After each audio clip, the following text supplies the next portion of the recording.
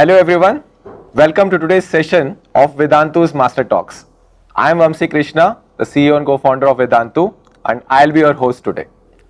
We have with us today some amazing and inspiring personalities, especially the engineering and medical aspirants out there. You will simply love this session. So hang on out there as I introduce to you who we have on the sets. So guys, it's so humbling to have such great personalities on the sets of Vedantu Master Talks today.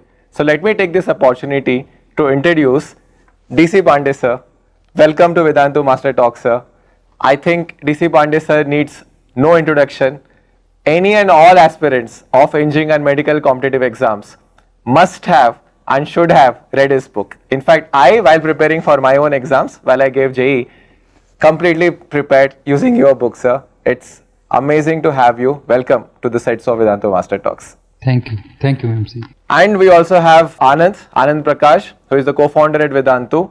So I think some of you are familiar with Anand Prakash sir because he was as part of our other talks as well. In fact, Anand has been a mentor and a teacher to many students, and in fact, previous year's All India Rank 1, Sarvesh, was also his student, and today he is there with us to share his advice and lot of his secrets and what takes to have these amazing ranks. So welcome to the sets, Anand. Thank you, Vamsi. Amazing. So in fact, I have many questions today which I have to ask you, sir, and to Anand, and many of these questions actually are questions which we took from the students themselves, right? So I am super excited to begin today's session. All right. I think, sir, the first question which I think all of us want to ask you is, what inspired you to write these amazing books? Actually, there are several reasons, not a single reason. Basically, my grandfather, वो आपने मेरी books में भी देखा होगा कई बार कि वो अपने रीजनल बहुत अच्छे पोएट थे. तो एक तो वो मेरे काफ़ी मतलब जो है इंस्पिरेशन रहे हुए, और मेरा सेकेंडली कोई लिटरेचर मेरा बहुत अच्छा नहीं है, बट मेरे को राइटिंग का बहुत ज़्यादा पैसन था, कह लीजिए आप. और फिजिक्स उसमें जो है बहुत मेरा मतलब फेवरेट सब्जेक्ट था.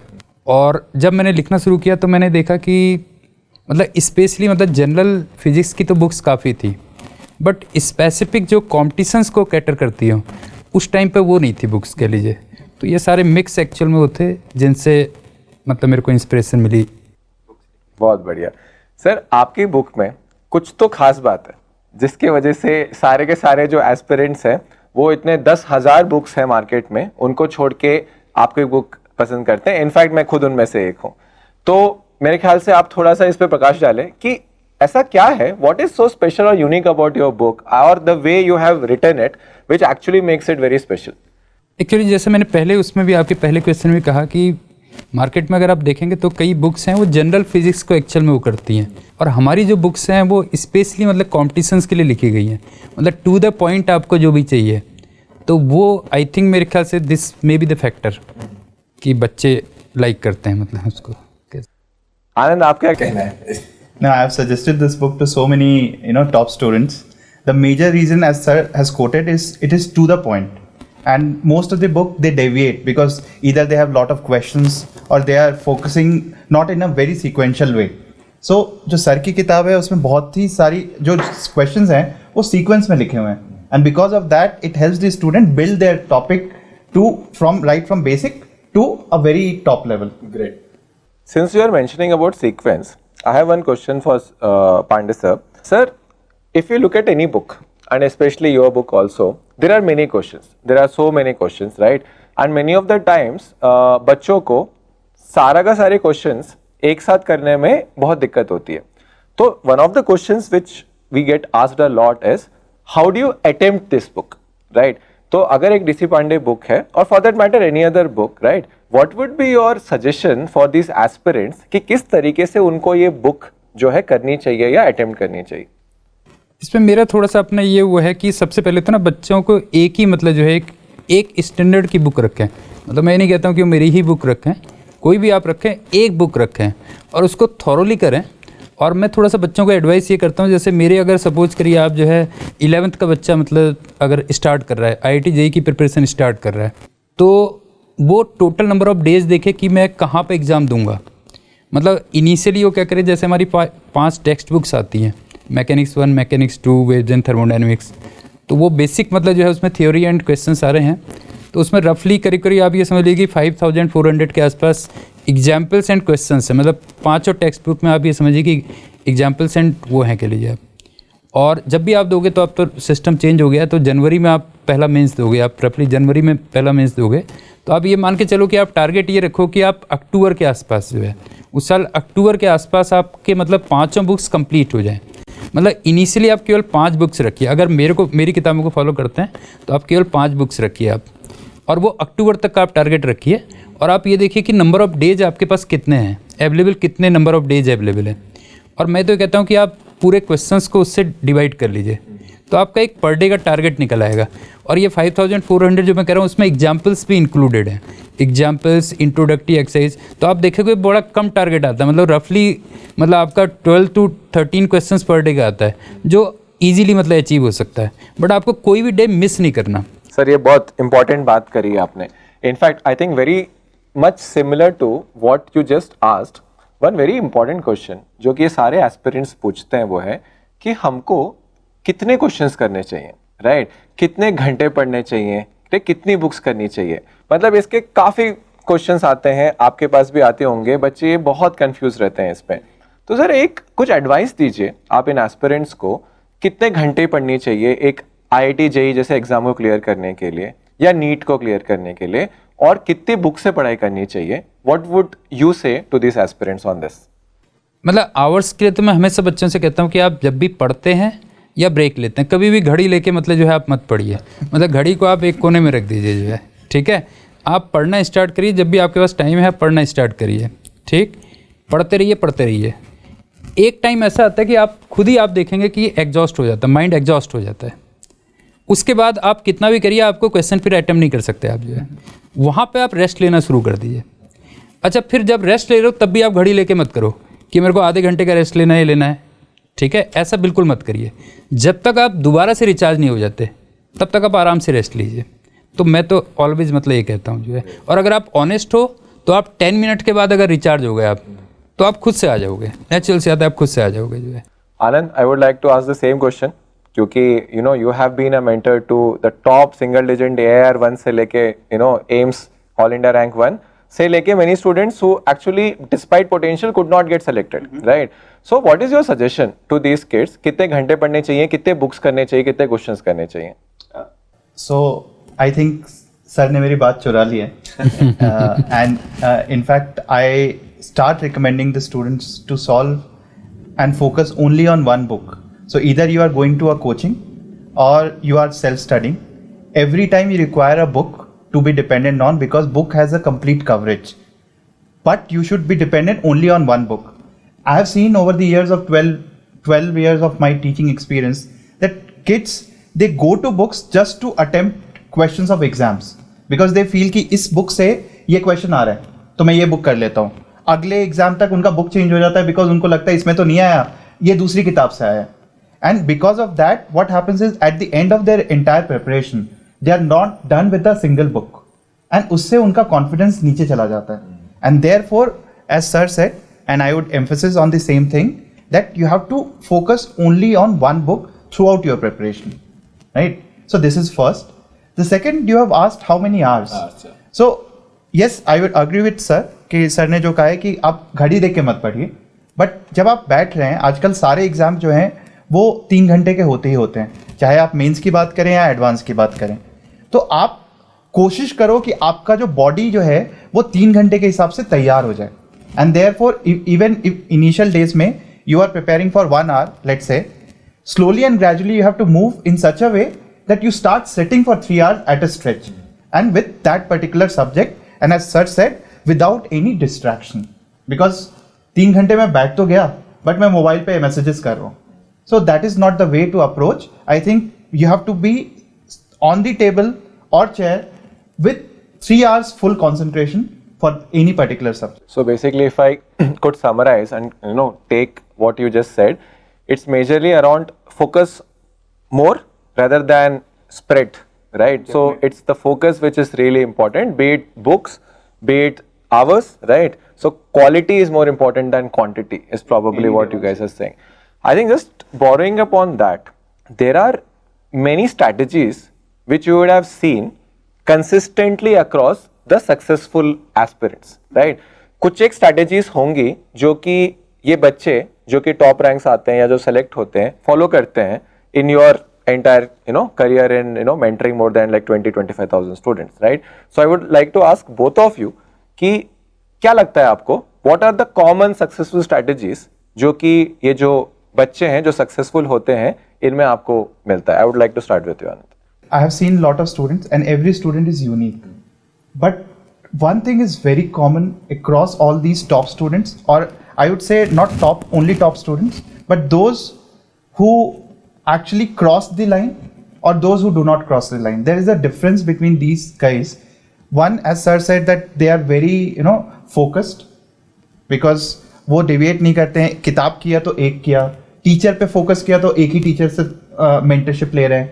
And apart from that, they remain very calm throughout these preparation years. I would love to take an example. There was this kid, Shubham. He came to me in 2012, and he was a good student. And when I looked at him, I saw that this student can get a top 10 rank. Now, when we started preparing, he said that, sir, I want to focus on Olympiad rather than preparing for IIT. And we started his preparation of Maths Olympiad in month of August when he was in 11th standard. And it went for 1 year because he cleared all these stages and he went to, attend the camp. And in that 1 year, he did not attend any classes in particular, focusing this physics, chemistry and maths. So he was only focused on this Maths Olympiad. And when he came back from the camp, he said, sir, now I have lost so much of time. Can I even make it to IIT? The only thing that I told him that if you remain calm in these, last 6-8 months and exactly do what I tell you, you will actually get to the rank where you aspired for in the first place. And then we started preparing him in the last 6-8 months. And the only thing that actually I looked at him and I felt that every time I looked at him, I felt he's so calm. He's not disturbed. Because most of the students, when they reach to that stage, they feel, sir, मेरा syllabus नहीं हुआ है, मुझे अभी ये नहीं आ रहा है, and they start, panicking. But he remained calm. In fact, he finished his syllabus in the month of April, after his mains exam. No student can remain calm as he was. And what happened? He finally got an All India rank 6. And I have seen numerous cases like that. And every student has this calmness in him or her. So this is one of the important things that I would say, that if you're preparing for an exam, there are always anxiety, and anxiety comes from all around you. Sometimes your parents, sometimes your teachers are contributing factor to you. Sometimes you are yourself contributing factor to it. So I would say that remain calm, focus on one book, listen to your teachers and mentors, whatever they tell you. And I think whatever rank is going to come, it will come if you follow all this. So all the aspirants out there, take the chill pill. That's what Anand sir is telling you.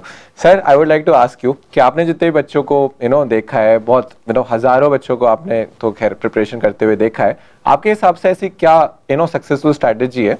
Anand said one is calm. Apart from that, anything else which you have noticed is something which is very critical to get a good rank or even get selected in this hyper competitive exams?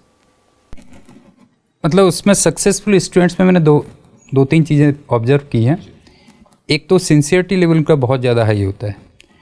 मतलब मैंने अपने कई बच्चों को देखा है जो अच्छी रैंक्स निकले, तो उनको कई बार तो मैं ये भी कहता था, मतलब इवन जो है जैसे मैं ये भी कहता था कि अगर मैं उन बच्चों को ये बोल दूंगा कि कल को जो है तुम्हारी क्लास है और मैं नहीं, मेरा मतलब जो है कंप्यूटर ऑपरेटर तुम्हारी क्लास लेगा, मतलब जस्ट मैं एक जोक करता था कई बार, तो उनको इतना फेथ लेवल होता था, मतलब टीचर पे कि मतलब इतना फेथ होता था कि वो उस क्लास को भी ज़रूर अटेंड करेंगे.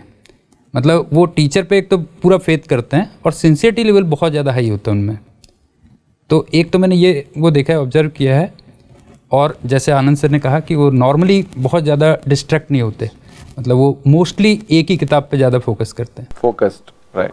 आई थिंक फेथ की आपने बात जो करी है सर, आई थिंक बहुत क्रिटिकल है, because I think we notice a lot, right, that students they go to one teacher for some advice, then they go to some other teacher for some other advice, they may then go to his friend for some other advice. जो first teacher है वो उनको बोलेगा book 1-2 ए और B पढ़ो, teacher जो दूसरा है वो बोलेंगे बुक सी और डी पढ़ो, और कोई उसका दोस्त कुछ और बुक पढ़ रहा होगा. इस पूरी चीज में बच्चे को कंफ्यूज्ड होते हुए मैंने ज्यादा देखा है, और ये हर जगह की कहानी है. तो क्या सजेस्ट करेंगे आप, क्योंकि एस्पिरेंट्स इतना ये चीज देख रहे हैं, तो यहाँ पर मौजूद हैं, तो आप उन लोगों को क्या एडवाइस देना चाहेंगे यहाँ पर इस चीज से बचने के लिए, राइट? क्योंकि this is a very common behaviour we have seen across, right? कि 10 जगह जाते हैं, बात करते हैं, पूछते हैं. एक्चुअल में सर सोशल साइंस में क्या होता है ना वंशी जी, सोशल साइंस में कभी भी एक फिक्स रूल नहीं होता. जैसे आनंद सर की अपने एक्सपीरियंस और अपनी थिंकिंग होगी, मेरे अपने एक्सपीरियंस से थिंकिंग होगी, इनके भी सही होंगे, मेरे भी सही होंगे, ठीक है ना. कई बार और वो बिल्कुल कॉन्ट्राडिक्ट भी कर सकते हैं. मे भी हो सकता है जो स्ट्रेटेजी आप बताएं मेरी स्ट्रेटेजी बिल्कुल डिफरेंट हो. तो सोशल साइंस में मतलब ये बिल्कुल एक कॉमन वो है कह लीजिए आप. तो उसमें से फिर और अच्छा साइंस में क्या होता है, F=ma है तो F=ma ही होगा. आप भी वही कहोगे, मैं भी वही कहूँगा. अगर कोई भी F=m/a कहेगा तो इसका मतलब रॉन्ग है कह लीजिए आप. सोशल साइंस में ऐसा नहीं होता, हर किसी के अपने एक्सपीरियंसेस और अपनी थिंकिंग होती है, और कई बार दोनों की सही होती है. तो वो बेसिकली आपको डिसाइड करनी होती है कि आपको कौन सी सूट करती है. कई बार वो पर्सन टू पर्सन जो है वेरी करती है एक्चुअल में. तो वो आपको उसमें से सुन के आपको ये देखना है कि मेरे को कौन सी स्ट्रेटेजी बेस्ट रहेगी मेरे लिए, मेरे नेचर को कौन सा वो करती है. बट फाइनली स्टिक तो एक को ही करना जरूरी है, right? Exactly. Anand, anything you want to like to add to that? Underlying thing is focus, and focus only on one thing, either books, teachers, or whatever. So I think one should not deviate in these 2 years because there are too much of pressure. Great. Anand, I would like to ask you one question which is popularly being asked by all the students. You've been a mentor to All India Rank 1, IIT, Sarvesh, and also AIMS All India Rank 1, right? And I think apart from that, numerous other, ranks. What is the secret sauce there? So as such, there is no secret sauce. I'll say. So is that a Kung Fu Panda thing? Actually, it is a Kung Fu Panda thing, because at the end, if you see, there is no secret sauce. Because if I combine all the points, the student has to be sincere, and as sir said, that he or she cannot miss a single day in the preparation of these 2 years, because every day matters a lot. I have seen a lot of students, they study for 3-4 days, and then next 4-5 days they go just waste it in this preparation. So even if you are preparing for 1 hour, 2 hour, or 3 hour, I think you have to be very sincere and consistent throughout these years. And more than that, you have to have a faith on your teachers, whoever is teaching you. So as sir said, मतलब बच्चे ना sir के पास आएंगे, मेरे पास आएंगे, but हर किसी का advice देने का तरीका अलग है. And if you start listening to everyone, then you will get confuse at the end of the day, because sir ने शायद कुछ बोला होगा, मैं बिल्कुल उसका ऑपोजिट बोलूंगा. And therefore if you take all these points, I would always recommend these students, there is no secret sauce. The hard work, you can't run away from it, but more than hard work, it is sincerity which matters a lot. And in all these 2 years, you have to remain calm, because most of the students, they leave their preparation at the end of 11th, क्योंकि उनको लगता है यार अब मेरे से नहीं होगा. और फिर जब तक 12th आता है तो बहुत सारे बच्चे ने पहले ही गिव अप कर दिया होता है. And by the end of 12th, I think only approximately, if you say 20 to 30% of the students who started preparing, they are left, and it's the competition between them, and that's the biggest secret. So if you remain till that time calm and composed and preparing for an exam, that means you are in that 20-30%. Well said. That's very important. Sir, anything you would like to add to that? हाँ वंशी, मैं काफ़ी इसमें actually करना चाहूँगा. एक तो मेरी अपनी खैर पर्सनल ओपिनियन ही रहती कि मैं कभी भी मतलब जो है मैं बच्चों को भी कहता हूँ कि आप नंबर 1 रैंक के लिए कह लीजिए आप जो है उसको अपना नेचर मत बनाओ. मतलब नेचर आपका कभी ये नहीं होना चाहिए कि मैं नंबर 1 रहूँ.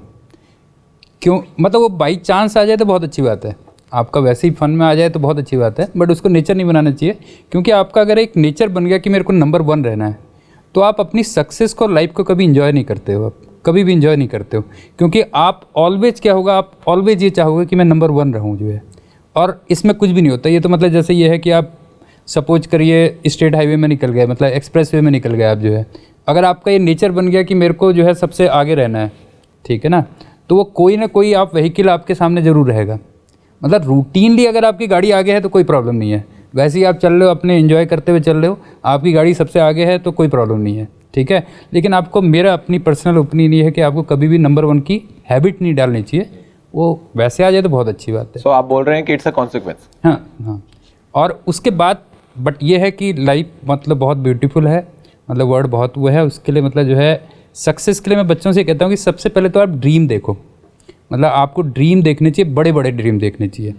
आप कभी भी आईटी की प्रिपरेशन अगर करना भी स्टार्ट करते हो आप, तो आप देखो, मतलब जो है ड्रीम आप देखो फर्स्ट का, जो है ड्रीम देखो आप फर्स्ट का, मतलब नेचर मत बनाओ, लेकिन आप ड्रीम देखो कि हाँ मैं फर्स्ट का वो कर रहा हूँ।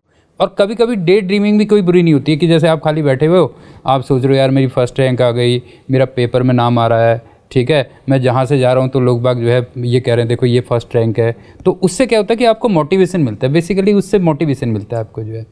और उसके बाद फिर एक प्रॉपर प्लानिंग और सिंसियरिटी और वो सारी चीज़ें मैटर करती हैं। और लास्ट में लेकिन ये भी सोचो, फिर ज़िंदगी की फिलॉसफी ये है कि आपने नंबर 1 रैंक वो की, ठीक है, कई बार आपको सक्सेस नहीं भी मिलती है जो है, तो कोई प्रॉब्लम नहीं, फिर उसके बाद आप ये सोचो कोई क्या वो है, आईटी में नहीं निकले तो कौन सी बड़ी बात हो जाएगी जो है, क्योंकि लाइफ आपको बेसिक एम क्या है, लाइफ एंजॉय करना है आपको जो है।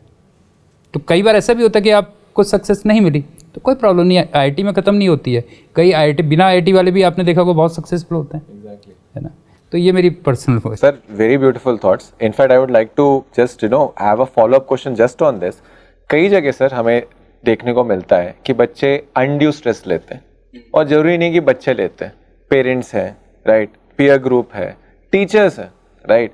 तो ये सब फैक्टर्स, सोशल फैक्टर्स, ये सब फैक्टर्स स्ट्रेस को बहुत ज़्यादा एम्पलीफाई करती हैं, और these are like what 15, 16, 17 year old kids, right. तो आपने उस बात को थोड़ा सा अभी जस्ट आपने आंसर किया है, but we would like to ask you, how do students during this intense 2 year preparation manage stress, right, कैसे मैनेज करें स्ट्रेस, और आप क्या इनको राय देंगे यहाँ पे? मतलब इसमें मेरा तो अपना थोड़ा सा ही रहता है कि मैं एक्चुअल में इसमें ब्रेक थ्योरी वो करता हूँ। जैसे मैं पर्सनल उसमें मेरे एक्चुअल में क्या होता है कि असाइनमेंट इतने ज़्यादा रहते हैं, मतलब वो करीब करीब जो आईटी की प्रिपरेशन कर रहा है उतना ही स्ट्रेस लेवल उतना ही रहता है हमारा, और वो राउंड द ईयर रहता है कह लीजिए आप जो है।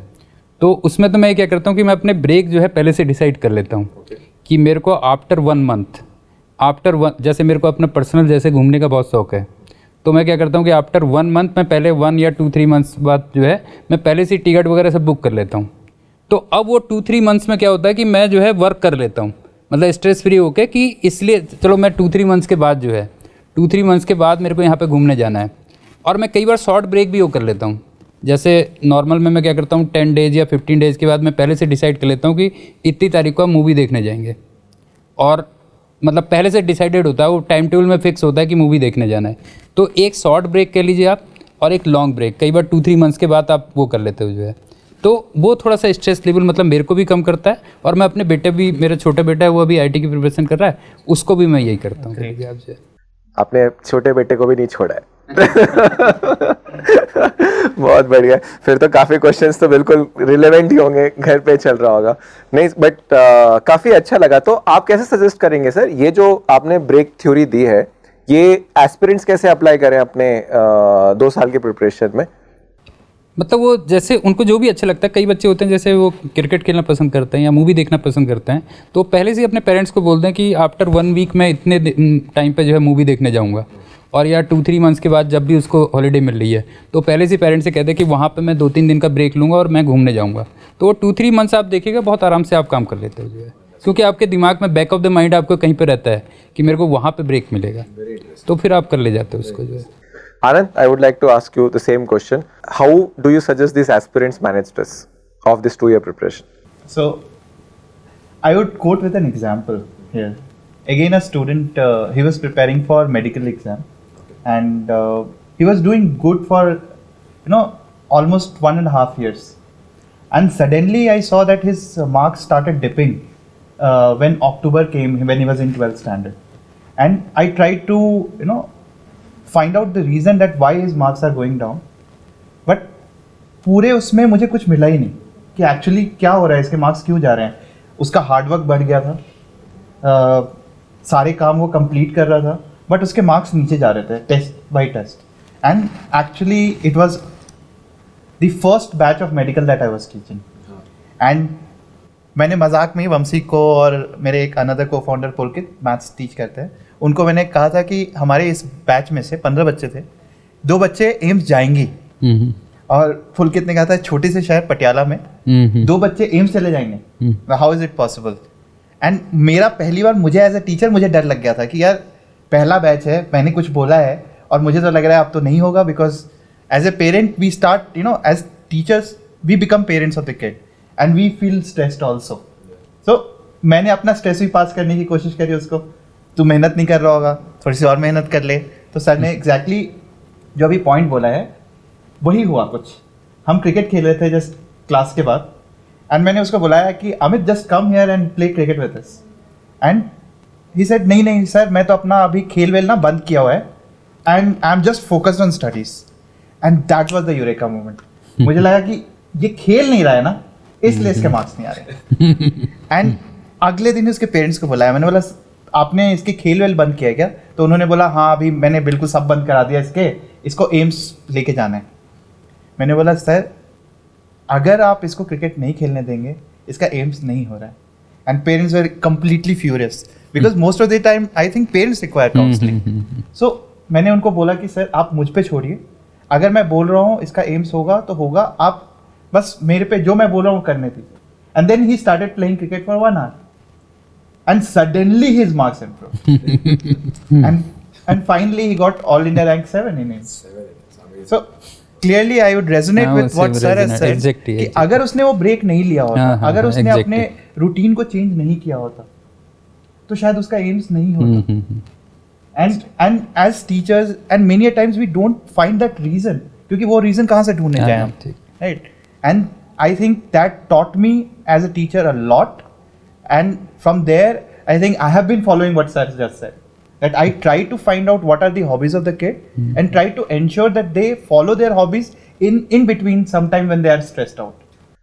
Very interesting. So you guys are saying that balance is critical. It's not that कि 2 साल की preparation में सब छोड़ दो और सिर्फ पढ़ाई में लगो, तो then you will lose your identity itself, right? It's imperative that you should find that balance, right? And that will make you successful and as well as enjoy the 2-year preparation, because enjoyment is also important. So as Vamsi we always say that I think it's the journey which is more important, right, than destination. So I think the journey is more important than the destination.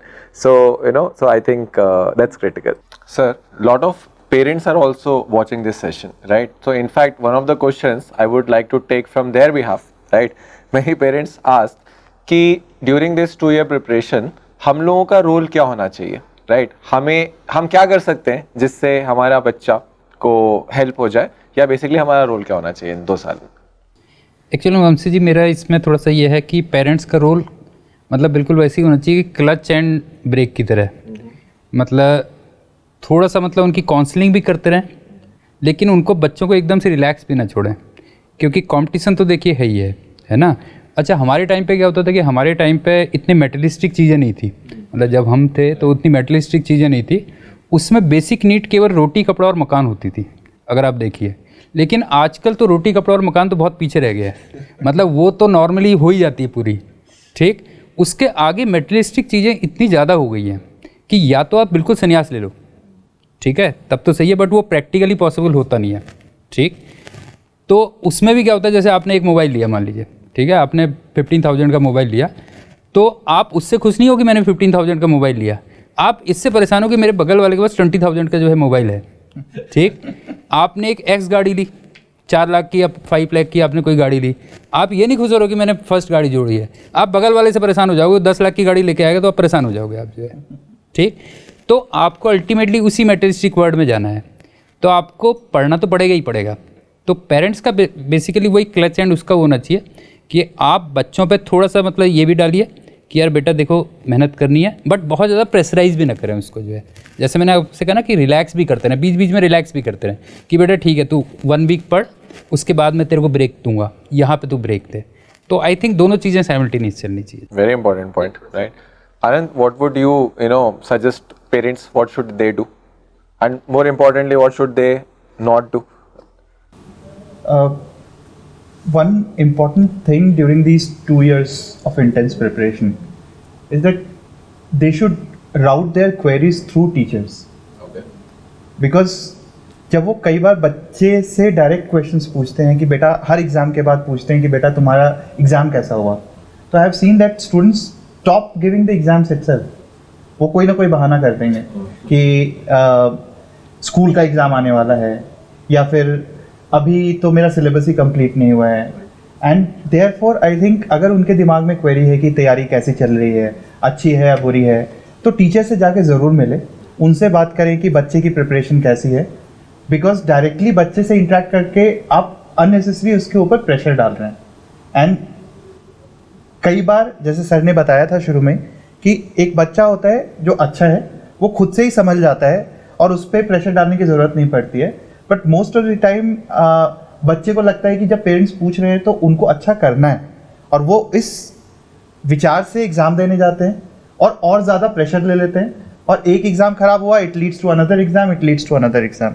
And therefore I think parents should play a fine balance, as sir has given a right example, कि वो clutch और break वाली चीज़ होनी चाहिए, कि simultaneously दोनों चीज़ें work करनी चाहिए, मोटिवेट करते रहना चाहिए, इंस्पिरेशन का काम करना चाहिए. And they should leave the studies to the teachers. घर पे घर की बात करें, उनको मोटिवेट करें, इंस्पायर करें, आप बड़े ड्रीम्स दिखाएं उनको, बच्चे को, बट आप प्रेशर ना डालें उसको. I think one very important point also is sometimes parents, and we have seen this a lot, right, make it a matter of life and death, right? And I think that is also something which should, be necessarily avoided, because that also creates that huge kind of a hoopla ho in the mind of a child that, oh, if अगर यहाँ नहीं हुआ, इसमें नहीं हुआ, तो मेरा कुछ नहीं हुआ, right? और ये I think attitude बच्चों के अंदर especially in 2 साल में बहुत घर कर जाता है, right? Is this something also, you guys feel in probably the students you guys see? Definitely, Vamsi. Actually, I've seen a lot of students not doing good in exams because of the parental pressure. And I know a student, I would not like to take the name, but their parents were so very involved, and that student could have actually reached a very, very good rank in competitive exam, but he was not able to because they actually pushed him a lot.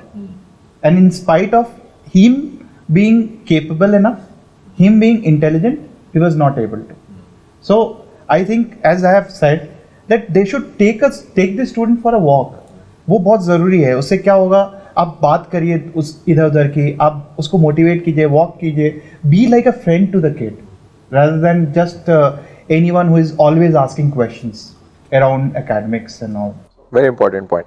Coming to, as a follow-up question on the same point. बच्चों की I would like to actually, sir is also a parent actually. तो मुझे लगता है कि sir as a parent would justify this answer a lot, because I think he's going through both. He's been a mentor to a lot of kids himself, and now he's a parent whose kid is preparing for the competitive exam. Of course sir. So I think आपके तो दोनों roles हैं, तो आपका क्या experience रहा है? तो उसमें एक्चुअली लाइफ एंड डेथ का जो आपने कहा था, उसमें मैं थोड़ा सा एक चीज़ और ऐड करना चाहूँगा. एक्चुअल मेरी अपनी पर्सनल, मतलब बचपन से एक मेरी होती, मैं अपने दोस्तों से भी कहता था स्टूडेंट लाइफ में, मैं कहता था देखो ऐसा है कि यार अगर कोई आदमी डेड हो जाए ना, मर जाए, ठीक है, तो वो कुछ नहीं कर सकता. मतलब वो बात सही है कि एक बिल्कुल जो है मरा हुआ आदमी है, वो कुछ नहीं कर सकता, वो पत्ता भी नहीं हिला सकता. अदरवाइज जब तक आप में सांस है जो है, ठीक है ना, लास्ट ब्रीथ है जो है, आप कोई भी मिराकिल कर सकते हो जो है. तो मतलब ये तो मेरा लाइफ एंड डेथ का तो आपको कभी वो नहीं करना चाहिए, मतलब जो है किसी भी चीज़ को. वो तो आगे भी केवल ये IIT नहीं, आप लाइफ में जाओगे तो आगे कई एग्जाम्स आएंगे आपके जो है ना. तो इसको कभी ये नहीं करना चाहिए कि यही लाइफ एंड डेथ है जो है ना. आप किसी भी टाइम पे कुछ भी मिराकल्स कर सकते हो जो है, किसी भी उसमें. Very important point, sir, and especially for all the parents, watching us, right? This is very critical. I think you need to be more of a friend than probably another person who is asking them, "कैसा exam गया? How are your studies happening?" So more than concentrating on how are your studies happening, concentrate on how are you. I think that would actually, maintain that relationship and give your child a breather. Coming to, a very strong follow-up on this, which again parents are asking us a lot, is बच्चा ना पढ़ता नहीं है. सबसे ज़्यादा जो parents की query आती है वो है बच्चा हमारा पढ़ता नहीं है. कभी भी उसको बिठाएं 15 मिनट 20 मिनट के बाद उठ जाता है, राइट? यही चीज जब बच्चे से पूछते हैं तो they also say that there are so many distractions out there, इतने सारे डिस्ट्रैक्शंस हैं.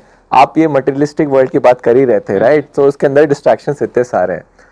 अब इस 2 साल की प्रिपरेशन में जहां पर आप ही लोगों ने बोला है कि फोकस की बहुत ज्यादा जरूरत है, हाउ डू यू रेकमेंड और व्हाट इज योर सजेशन कि कैसे बच्चा इन सब डिस्ट्रैक्शन से दूर रहे और कैसे वो बैठ के एक्चुअली पढ़े? तो कोई टिप्स, कोई सीक्रेट्स आप शेयर करना चाहेंगे which will help this this kids maintain that concentration and focus right in this distracted world?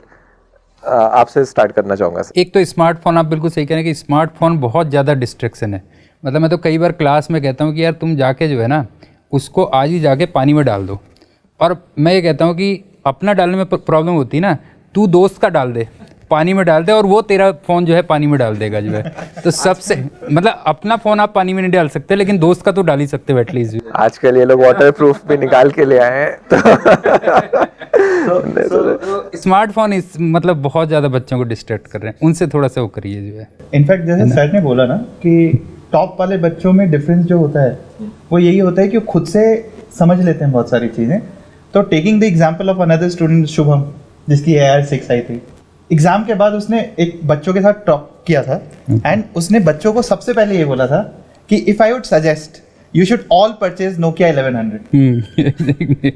So it's not a smartphone. So he actually advised the students कि I have seen that my friends who did not got the potential rank, it was just because they were always involved in chats, messages and all those things, and distraction can be of any form. But these days smaller distractions have increased. हमारे समय वो distractions होती थी, exactly. but वो बाहर जाने की होती थी तो time bounded और time restricted distraction होती थी. आजकल हर समय है वो distraction. So we have to avoid. And जहाँ तक पेरेंट्स की बात है, उनको लगता है कि बच्चे 20 मिनट से ज़्यादा समय ले रहे हैं. मुझे लगता है वो इसलिए क्योंकि बच्चे को लगता है कि वो सारी चीज़ें पेरेंट्स के लिए कर रहे हैं. हाँ एग्जैक्टली. बच्चे को जब ये फील आ जाता है कि वो पेरेंट्स के लिए पढ़ाई कर रहे हैं, एग्जाम वो पेरेंट्स के लिए क्वालिफाई करेंगे, then they start putting everything on the parent. नहीं मेहनत करके वो अपना रिबेलियस नेचर दिखा रहे होते हैं. बट आई थिंक अगर आप एज ए पेरेंट आप बच्चे की काउंसलिंग करें, आप मोटिवेट करें, इंस्पायर करें, तो शायद वो उसको दूसरे लेवल पे लेके जाएगा. And I have seen that magic happening in my life when I was a teacher, that I as a teacher never forced a kid to study. Always tried to inspire the kid, motivate the kid, and in the process what happened was that kid used to study more than what was expected out of him. In fact उल्टा है, parents आके बोलते थे sir ये बच्चे को कुछ हो गया है, ये तो बहुत ये पढ़ाई छोड़ ही नहीं रहा. But that is true, Anand. That is true. I think in our own experiences, in my own experiences, I have seen कि बच्चों को एक बार वो मजा आना शुरू हो जाता है, उसके बाद फिर वो लग जाता है. I think then there is absolutely no kind of a pressure or a talk required even from parents. So I think for all the parents who are watching this, I think very critical, your job should be to ignite that love, interest, and once that is ignited, then nothing else probably is required from even your end or from the teacher's end. And coming back to the focus point, I think for all the students who are watching this, see, these 2 years are very, very important. I think deep work is more critical. And if you're always distracted every 15 minutes by probably doing a WhatsApp or a Snapchat or whatever, Instagram, then I think you are not going deep enough into a problem. And if you don't go deep enough, the concept would not be clear. I think it's very, very, very critical. If there is one thing you want to take home from this talk, I think that is this, that you just study for 1 hour, but study with focus and concentration. That is more than 6 hours of distracted and probably 15 minutes kind of a study, right? Very important. So sir, moving to medical entrance examinations, एक जो बहुत common question निकल के आता है medical aspirants का, वो है उन लोगों को फिजिक्स सबसे टफ लगता है. पता नहीं क्यों, बट सबसे टफ लगता है, नाइटमेरिश लगता है. और आपकी किताब तो खैर बहुत पॉपुलर है मेडिकल एस्पिरेंट्स के लिए भी. क्या लगता है आपको, थोड़ा सा यहाँ पर शेयर करें आपके विचार कि what makes physics very difficult for this medical aspirants, what should they do so that they are strong enough in physics? अच्छा, इसमें मेरा थोड़ा सा बिल्कुल ही डिफरेंट हुआ है. मेरे को तो ये लगता है कि फिजिक्स सबसे ईजी है, बिकॉज फिजिक्स में आपको बेसिकली केवल कंसेप्ट लर्न करने हैं. मतलब बाकी सब्जेक्ट में जैसे आप मैथ्स लो, बायोलॉजी लो, कुछ भी लो आप जो है, उसमें आपको बहुत प्रैक्टिस करनी है, मतलब मैथ्स में या बायोलॉजी में आपको बहुत पढ़ना है।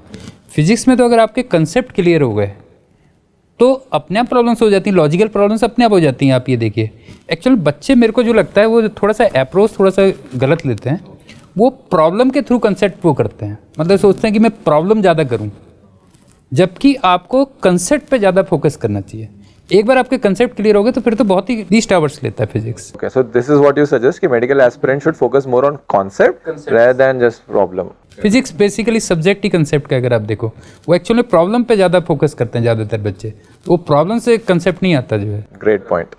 Anand, you have mentored so many medical aspirants. So what do you say? And you are a physics teacher yourself, right? So what do you suggest? What should they do or not do to make physics not so nightmarish for them?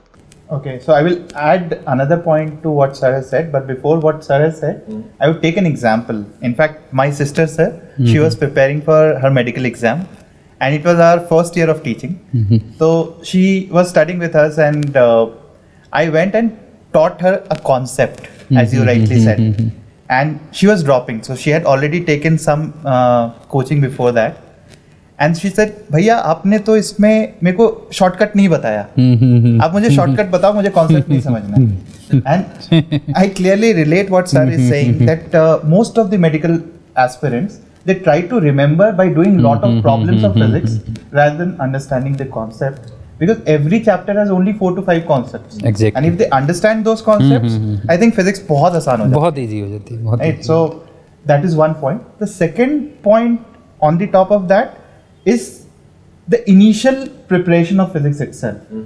Because maths से शायद बहुत सारे बच्चे जो हैं वो दूर जाते हैं, मेडिकल के बच्चे, इसलिए जब वो इनिशियल पार्ट ऑफ फिजिक्स आता है which has mechanics and which has lot of calculus and algebra like vectors and all, then they fear, because it is the same thing, they fear that it is maths which I am again doing, and therefore they start approaching the whole thing through problem solving, और वहीं पे उनका पूरा fundamental week हो जाता है. तो I would suggest the medical aspirants to wait for 4 or 5 months before this mechanics get over, and उस समय तक अपने process को change ना करें. Try to build as much concept as possible, because apart from mechanics, the rest of physics it's simple, if it's I'm simple, right, and simple. actually वो बहुत simple है, बहुत simple है, और वो बिल्कुल आसानी से अप्रोच किया जा सकता है. Exactly. तो बस ये 4 महीने की बात है जब बच्चों को एक्चुअली वो स्टॉर्म को वेदर करना होता है. Understood. Perfect. So I think in conclusion, maths से भागना था इसलिए मेडिकल लेते हैं मैक्सिमम लोग, और जब मैथ्स दिख जाती है फिजिक्स में तो that is the major reason for them to fear it. So probably the way to counter it is not to lose enthusiasm in the initial part and just to sustain it, right? Cool. Coming to these competitive exams, most of these exams are getting online these days, right? So one of the common query which comes from students side is कि preparation तो हम maximum offline करते हैं, but exams online होता है, right? So what do you suggest, Anand? Would like to start with you. What do you suggest? Should they change anything or something they should keep in mind for these exams getting online these days? Very important question, because this has been asked to me also many a time, Vamsi. I think it's just the practice which the student should do, because the pattern or the type of question which is asked is same. It's only the mode which has changed. Nothing has changed. So only the way they are approaching. For example, when they go offline, they have to fill the bubble. Yeah. Wherein when they are giving the online exam, they have to sit and actually write and solve on a paper and then attempt it on the computer. And then how do they go back to the question? How do they come or move forward to the any other, for example, physics, chemistry, bio or maths is there, to how to move between subjects. So these are the only thing that they have to practice. And I think by giving lot of tests online would help them doing that. When should they start giving this online test? Should it be at the beginning or towards the later part of the preparation? I think it is as many exam as they should give, right? If the habit is formed right in the beginning, it would definitely help all the students, right, build up their whole process. Because if for the 2 years they are giving it online and then suddenly they change the process, they're not very comfortable with it. Got it. Sir आप कुछ इस पे in addition कुछ बोलना चाहेंगे with this exams getting online, any change in preparation और strategy required for this?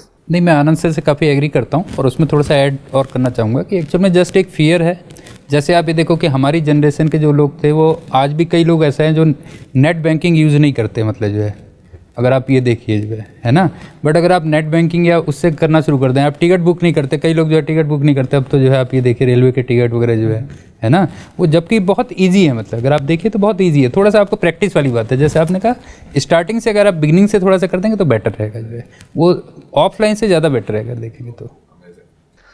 Coming one important point जो मैं ऐड करना चाहूंगा ऑफलाइन में, और ये एक बच्चे ने मुझे बताया था सर, कि ऑफलाइन में 15 से 20 मिनट तो बबल फिल करने में लगता है। एग्जैक्टली, हाँ एग्जैक्टली। एंड वो टाइम जब बच्चा ऑनलाइन देता है तो सेव करता है, जस्ट क्लिक करना है, right? So I think that there is a this point, if the students understand, they have extra 15 minutes. very nice point. Great. So are you suggesting all of them should go for the online format? I would definitely suggest that, because when it comes to time, Yeah. I think nothing is more important than that. That's cool. Amazing.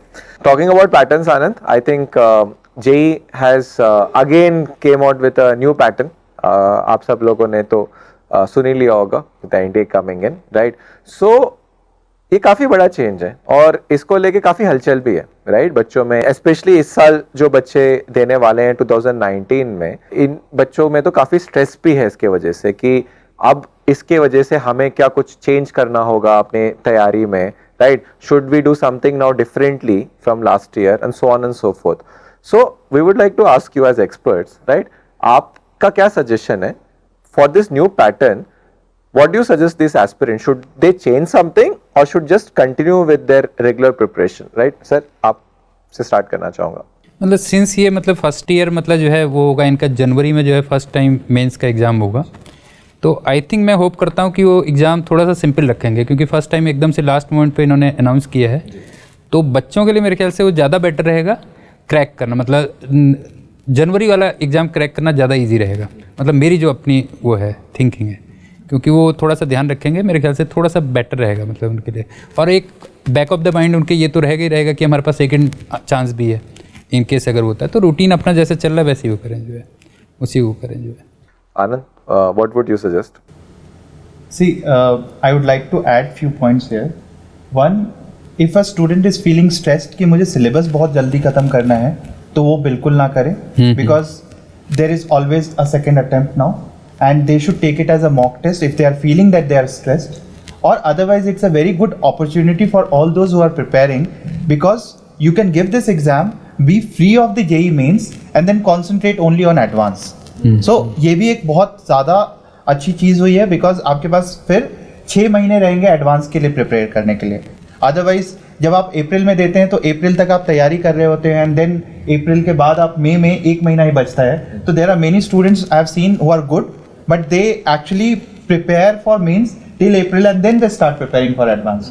तो ये काफ़ी ज़्यादा समय मिल जाएगा, and I think it's a good opportunity that actually government has brought this for you, and you should take it as a positive thing rather than a negative thing. Great. Talk about timing. जनवरी में हो रहा है, right? और उस समय ही maximum schools के pre boards होते हैं, राइट? और लैब प्रैक्टिकल्स और ये सारी चीज़ें होती हैं, right? And as you said काफ़ी लोगों का प्रिपरेशन या फिर कोर्स भी खत्म नहीं हुआ होता है, right? And this actually causes lot of stress, right? काफ़ी बच्चे ये क्वेरी पूछते हैं कि how will we manage our time and preparation, because should we be concentrating on our pre boards जो उस समय हो रहा होता है स्कूल की जो प्रिपरेशन होती है, और should we be preparing for this JEE mains, right? क्योंकि दोनों एक समय ही है, राइट? तो क्या सजेस्ट करोगे, क्योंकि सबसे पहली बार हो रहा है, तो how should students pace it and change or probably look at their preparation strategy? Like how should they look at their preparation strategy?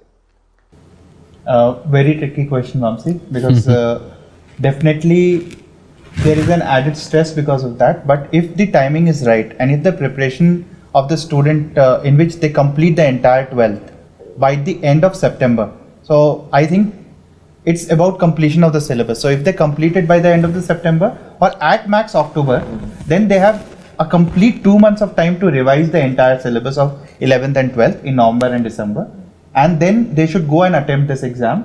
and post that they can actually focus on their 12th. So it's a I think it's a very strategically placed exam, because they can first complete the syllabus of 12th, revise it, give the mains exam, prepare for their pre-boards and the practicals and the board exam, and then finally prepare for the advanced exam. So it's a well-placed timing, I think, and if the strategy is right, then I think it is more like a boon than a bane to a student. Sir आप क्या कहना चाहेंगे, specially ये जो board versus JEE mains की तो questions हमेशा ही आते हैं, राइट? तो क्या कहना चाहेंगे इसमें? मैं वैसे एक चीज़ और भी ऐड करूँगा. एक तो पहले देखिए, कोई भी पॉलिसी अगर आती है वो स्पेशली आपके लिए तो बनी नहीं है, वो सारे स्टूडेंट्स के लिए एक जैसी पॉलिसी बनी हुई है, सबके लिए एक जैसा है. कह लीजिए आप, इवन उसी को मैं ऐड करता हूँ कि कई बार क्या होता है कि आप एग्ज़ाम देने गए और आपसे पहला क्वेश्चन नहीं हुआ, फिर दूसरा क्वेश्चन नहीं हुआ, तो आपको टेंशन आना शुरू हो जाता है जो है. ठीक है. अच्छा, मैं अपने स्टूडेंट्स को कहता हूँ, मैं उल्टा कहता हूँ उनसे जो है कि अगर आपसे रेगुलर 4-5 क्वेश्चन नहीं हो रहे हैं, मतलब अगर आप प्रिपेयर करके गए हो जो है 4-5 क्वेश्चन नहीं हो रहे हैं, तो बजाय मतलब जो है आप टेंशन वो करने के, आप और ज़्यादा ग्लैड होना शुरू हो जाओ. इसका मतलब क्या है कि पेपर टफ आया हुआ है भाई. अगर आप पढ़ के गए हो और आपसे 3-4-5 क्वेश्चन लगातार अगर नहीं हो रहे हैं किसी उसमें, इसका मतलब पेपर टफ है और वो सभी के लिए कॉमन है, वो केवल आपके लिए नहीं है. अच्छा, बाकी बच्चे आप पहले से स्ट्रेटेजी बना के गए हो, आपको मालूम है कि पेपर टफ आ गया है. अच्छा, बाकी बच्चे जहाँ पे लूज करेंगे, अपना टेम्पर लूज करेंगे जो है, आप पहले से चूँकि स्ट्रेटेजी बना के गए हो, तो डेफिनेट है कि वो आप देखिएगा 8-9 क्वेश्चन के बाद क्या होता है, क्वेश्चन निकलने शुरू हो जाते हैं. जहाँ पे बाकी बच्चे फंसेंगे वहाँ से फिर आपके निकलने शुरू हो जाएंगे क्वेश्चंस. तो सेम स्ट्रेटेजी वही है, वो सभी के लिए कॉमन है. कह लीजिए आप जो है, तो बाकी बच्चों को पैनिक खोलें दीजिए, आप अपना कंफर्टेबल जो है वो करिए जो है. It's competition, basically it's competition जो है. Valid point. Alright, so one of the questions which this aspirants, competitive examination aspirants have in mind is कि इतना टाइम हो चुका है अभी, राइट? और सिर्फ एक्स मंथ्स बचे हुए हैं, 10 महीने बचे हुए हैं, 5 महीने बचे हुए हैं, क्या इतना टाइम काफ़ी है मेरे लिए एक अच्छा रैंक लाने के लिए या सिलेक्ट होने के लिए? And this is a question which comes a lot, right? क्योंकि स्पेशली बच्चों को लगता है कि 1 साल उन्होंने पढ़ाई करी और उसमें कुछ हुआ नहीं खास, तो उनको हमेशा एक सेल्फ डाउट होता है कि अब मैं 12th में आ चुका हूँ, तो क्या मेरे लिए जो बचे हुए 10 महीने हैं या 9 महीने इनफ है, राइट? एंड कई बच्चे अक्टूबर में आके भी ये सवाल पूछते हैं कि क्या अब अक्टूबर में आके मेरे पास जो समय बचा हुआ है, क्या इसके अंदर भी मैं कुछ एक बेटर रैंक या एक सक्सेसफुल कॉलेज में जा सकता हूँ? तो एक्सपर्ट्स, आपसे एक सवाल ये पूछना चाहूँगा मैं कि specially for the kids who are now coming in 12th standard and who have lesser months available to them, right? And the biggest question in their mind is, can I still prepare and can I still go on and get a good rank? What would be your suggestion to them, right? Especially for the aspirants who are watching this talk right now, they are exactly in that position. So Anand, I would like to start with you. What is the message you would like to convey or give them? So I would start with the phrase my mom used to tell me when I was a kid, that jab jago tab savera. And in fact it was true, because personally I also started my preparation very late when I was in 12th standard, and that's where I always tell the students that it's the last 6-8 months which makes and breaks your preparation, because no matter how good your preparation has been for the 1.5 years, if you don't do good in the last 6-8 months, you would still will not able to get that rank. And even if you have not done well in these 1.5 years, then also there is a good probability that you would go and crack this exam. As I have been taking examples, I would take a very recent example, a student who started his preparation for KVPY exam, and he did not took any coaching or anything, but he was only concentrating on the school exams and the KVPY exam, and for the 1.5 years he prepared on his own, and he was not, unfortunately he was not able to clear KVPY. And then in the month of November, which is extremely late, he started his preparation for the competitive exams, and he joined one of the crash course. When he joined that course, he liked it, and in the very first test he gave, he got somewhere around 170-180 marks out of 360. And I was going through that list of the marks of the students, and I realized that if a student has joined a crash course and getting this marks, then definitely he may have some potential. So I called him up for counseling, and fortunately he was from the same place where I was So I called him and met him personally, and I counseled him that you can actually get a very good rank, because by talking to him as his parent, I realized that he can get a 500 rank set. When I told his father, he was like surprised, because they were not thinking of 500 listening from me, right? Because he was not prepared anything, and he thought ki 2000, 3000 at max he can get a rank. And then we planned his preparation in such a way that I accelerated his final, the test giving pattern, and he gave almost like every second day he used to give the test, part test and then full test. And finally he got a 521 in mains, and he got a 320 odd rank in the JEE Advanced. And that is in these 6 months. So important is that in these 6 months, what happened with him was he remained calm. As I was telling in the beginning, that he did not panic. And whatever material I gave him, he just solved that material. He did not ask, sir, whether my syllabus will be completed by this or not. So he had a complete faith. So if I actually take the entire talk and summarize it through this student, he actually was calm. He was sincere in these last days. He followed whatever I told him. So he did not actually move from here and there. And he had a blind trust. And what actually made him get this rank? Finally, although he's not going to IIT, he's going to ISER after that. His name is Arjun Muralidhar. But because he always dreamt of going to these colleges through KVPY, right? And finally he got that in 6 months. So all those aspirants who are preparing for these competitive exams, I feel that, it is always important that whether you believe in yourself or not. Because no matter whatever people tell you, if you don't believe in yourself, you will not be able to clear. And if you believe in yourself, then 6 or 8 months is more than enough.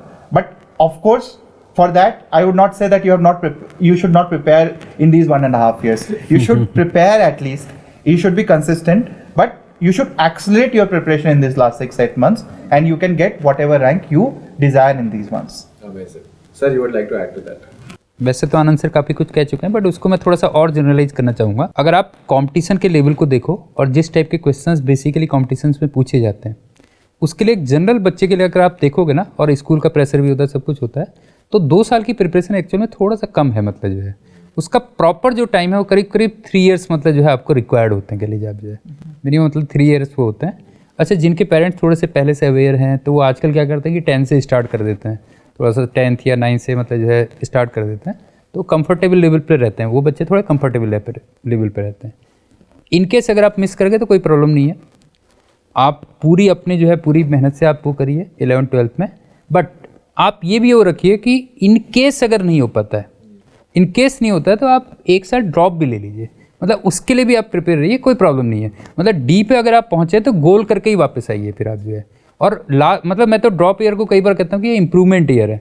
मतलब ये year आपका life में कभी नहीं आएगा. मतलब जो है इससे कई बार आपका एक पता लगा आपको एक XYZ नॉर्मल सा कॉलेज मिल रहा है, अगर आपने 1 साल ड्रॉप लेके हो सकता है आपको IIT की बहुत अच्छी वो मिल जाए, पूरी लाइफ आपकी चेंज हो जाती है.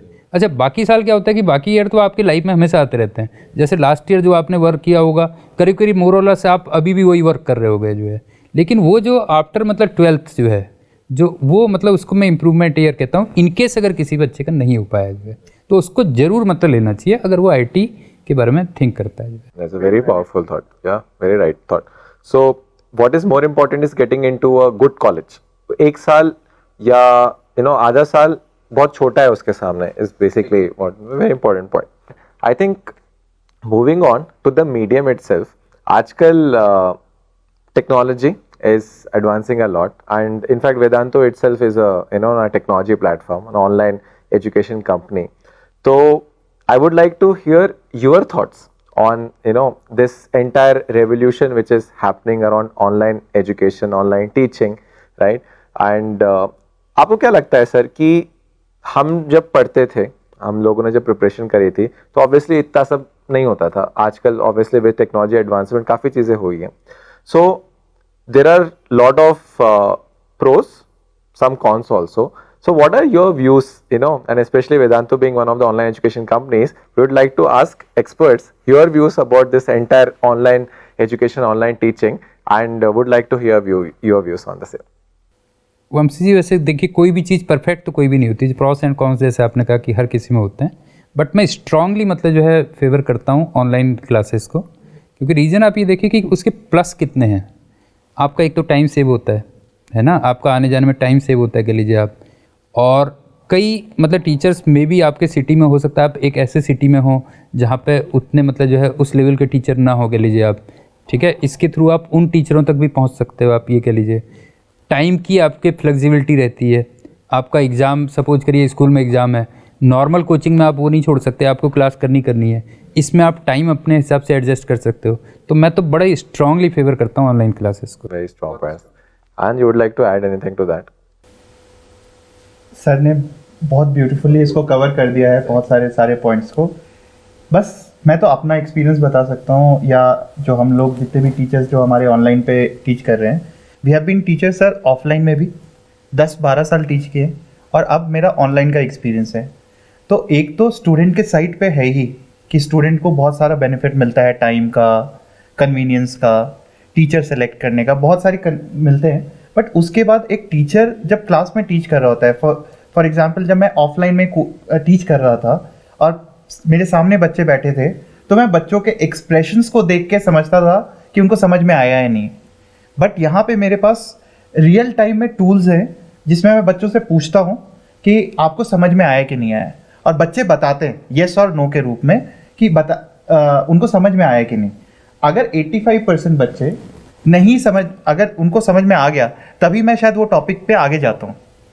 And this is so powerful which clearly tells me in real time कि बच्चे को समझ में आ रहा है कि नहीं आ रहा है। जब मैंने रियल टाइम में क्वेश्चन पूछा बच्चों से और बच्चों ने ऑप्शन दिया उसका, तो मुझे समझ में आ जाता है मुझे ये टॉपिक को वापस से रिपीट करना चाहिए या मुझे आगे जाना चाहिए। और ये सारी टूल्स जो हैं वो समहाउ मिसिंग है। तो मैं अगर प्रोज की बात करूं तो ये सारी चीज़ें, एंड कौन तो ऑब्वियसली हर चीज़ के साथ सर ने बोला ये कि रिलेटेड होते ही है, but it is related with offline also as well as online. So I would say that there are a lot of advantages, and as a teacher I'm completely enjoying this particular medium, Amsi, and trust me, I have not enjoyed this much as ever in my life. That's wonderful. I think for me, the best thing about this is we get to, have and make personalities like DC Pandey sir get accessible to people like you. I think for me that is the biggest advantage, right? Amazing. Sir, I would just like to, conclude with one very popular question which we are receiving from the audience, right? And which is कि sir आप अब next book कब लिखने वाले हो, हमें कब मिलेगा आपका नेक्स्ट बुक? एक्चुअली फिजिक्स में थोड़ा लास्ट मतलब 16 to 17 ईयर्स में काफ़ी तो लिख चुका हूँ एक्चुअल में, बट एक चीज़ मेरे को काफ़ी समय से लैकिंग लग रही थी। मैं अपने स्टूडेंट से भी कहता था कि जैसे मैं अपने एक क्लास में नोट्स बनवाता हूँ, अच्छा वो नोट्स रिवाइज करने का टाइम नहीं होता बच्चे के पास लास्ट में, अगर आप देखिए तो मैं उनसे कई बार कहता था कि तुम उनमें से जो ना अपने एक ब्रीफ नोट्स बना लो। अच्छा लेकिन बच्चा बनाएगा तो नेचुरल से आते, कहता तो हूँ मैं, वो कई बार फॉलो नहीं करते और बनाएंगे भी तो उनके वो क्वालिटी नहीं होती, मतलब जो है ना बच्चे एक्सट्रैक्ट निकाल नहीं सकते जो है। तो मेरी एक्चुअल में नेक्स्ट बुक जो है वही थोड़ा सा एक मैंने पिछली बुक को ही थोड़ा सा रिवाइज करके उसमें मैं एक्सट्रैक्ट निकालने की वो कर रहा हूँ कि जो क्लास नोट्स होते हैं, ताकि बच्चा बहुत फास्टली मतलब जो है उसको रिवाइज कर सके जो है। तो आई थिंक मेरे ख्याल से वो बच्चों को काफ़ी हेल्प करेगी। I'm sure बहुत हेल्प करेगी. We are really looking forward to that. In fact, all the aspirants would be really looking forward to that. So before we conclude, thanks a lot for coming over. Thanks a lot, sir, for taking time out of your very busy schedule and coming here and talking to all these aspirants. I'm sure you guys have enjoyed a lot. So before we conclude this talk, finally, any piece of advice to all the aspirants who are viewing us today? Anand, I would like to start from you and conclude with sir. I think we have covered most of the part. Just be like Arjun, focused on a particular goal, and as sir has said, keep dreaming about it. All the best, and always remember that journey is more important than the destination. Excellent. All the very best. Sir, आप कुछ कहना चाहेंगे इन aspirants को as a parting message? चल मैं इसको थोड़ा generalise करना चाहूँगा। लाइफ में कई बार क्या होता है कि हम कई सारे लोग आप देखिएगा कि वो क्लियर नहीं होते कि उनका ऑब्जेक्टिव क्या है लाइफ में जो है ना। मतलब कई बार तो उसमें बड़ा फिक्स हो जाइए आप, मतलब जो भी है, मतलब ऑब्जेक्टिव आपका बिल्कुल क्लियर होना चाहिए कि मुझे लाइफ में चाहिए क्या। मतलब आपको कई बार ये होता है कि कई लोग आपने देखा होगा, वो सोचते हैं कि यार मेरे को पीस भी चाहिए और मनी भी चाहिए।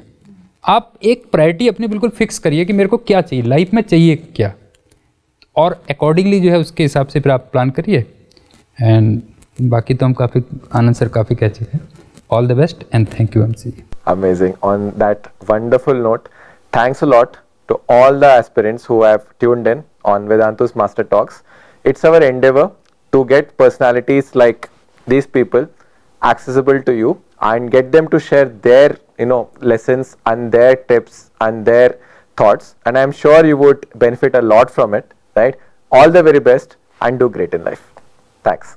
So that was about it, my dear parents and students. It was a great evening at the Master Talks with DC Pandey sir and our very own Anand Prakash sir.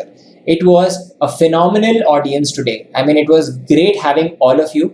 And like I said, at the end, I would tell you exactly how you can also get that solid score and that right mentorship in the last few months. So as I said, my dear students, at Vedantu Masterclasses, we are coming up with a great course, which is the JEE Mains Crash Course, which has been designed, propagated by Anand Prakash sir and our team here at Vedantu. Let me tell you, in this JEE Main Crash Course, you will be getting a lot of things. First question, who will teach? One of the top teachers of the country. You can have a look at this page. So you can just scroll down, my dear students. Again, you can just scroll down this video if you're on our website. If you are watching this on YouTube, please go to the description. There's a link. Click that. You will enter this page and you can have a look at the details of the JEE Mains Crash Course. It is special, and again, between all these festivities, I'll tell you exactly what we have in store for you. So we have a lightning offer which is only active for these 3 hours for all you students right here, right now. Again, Vedantu Masterclasses is a classic fusion of the best of teachers with the best of technology. All the sessions that you will be watching will be live. If you miss anything, it will be recorded. The recording will be there of the live classes. Apart from that, we will also have a 24/7 doubt solving messaging group in which all the master teachers and mentors will be there. Okay. Apart from that, my dear students, let me tell you, we have got great results from this JEE Main Crash Course. We also have examples like Arjun Murlidhar, who had not taken any coaching. Now, this person is special. He had not taken any coaching for 2 years. He was just very nervous in the last few days. And let me tell you, students, he took the JEE Mains Crash Course. He got a phenomenal rank, somewhere in 500 in the JEE Mains. And in the JEE Advanced, he got a rank of 328 under the mentorship of our master teachers here at Vedantu.